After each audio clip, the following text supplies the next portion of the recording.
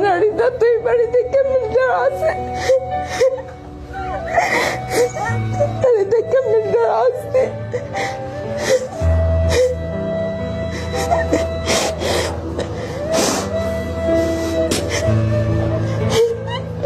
أريد أمشي مثل البنات، أريد أقوم أكمل جامعتي، بس ما أقدر أقوم أكمل جامعتي.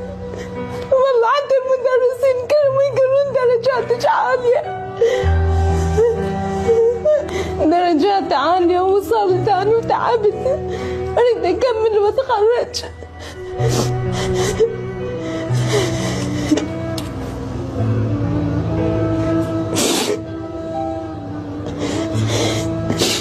حتى ما أشوف والله، حتى ما أشوف.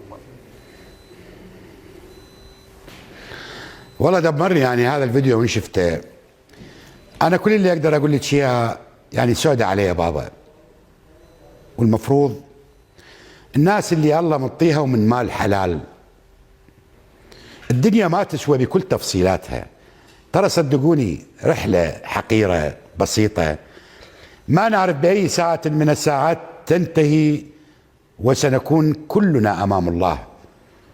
أنه اللي الله مكنه هاي البنية شابة حليوة طفلة طموحة تريد من الخيرين أنه يعاونونها يسوي لها عملية حتى تكمل جامعتها. يا أخي شنو هالشعب المبدع هذا، معدلها عالي هاي البنية ومعوقة، وشفتوا ابن فلاح يكرب ويحرث ويحصد ويلم وجاب معدلات عالية، سجين بالسجن ويجيب معدل حكالي وزير التعليم العالي وينقبل طب وينقبل بالمجموعة الطبية.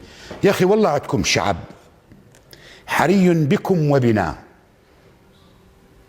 أن ننحني له، مبدع، بس لو توفرون له شوية إمكانيات، أن تعطونا شوية اهتمام، تبطلون هاي شغلة الخطابات والخبن والسوالف. قال الشيخ وحكى الحجي وجت الانتخابات وصار واحدكم لسانه هالطولاته.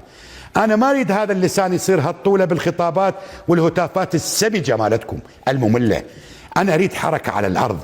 لما نجم الربيع يجيب والإعلام الشريف الثاني يجيب والإعلامي يجيب، أن ترعون دول الناس. دولة الرئيس ما أدري مكتبك الإعلامي يقول لك ما يقول لك السيد وزير الصحة الخيرين، أقول أصحاب المال الحلال مو أصحاب المال الحرام، لأنه صارت عندنا إمبراطوريات مالية من المال الحرام.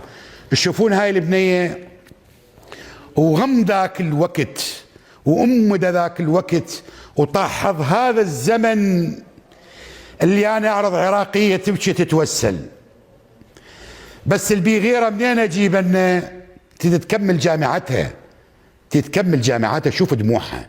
أنا والله أتمنى بابا بنتي دزي لي رقم تليفونك، أنا ما عندي رقم تليفونك بابا، دزي لي رقم تليفونك وأنا أشحذ باسم الطيبين وباسم الإنسانية من كل عراقي غيور أن يعاونك حتى تكملين كليتك. شفتوهم شلون معوقين وأحسن من عندنا متمسكين بالحياة يردون يسوون.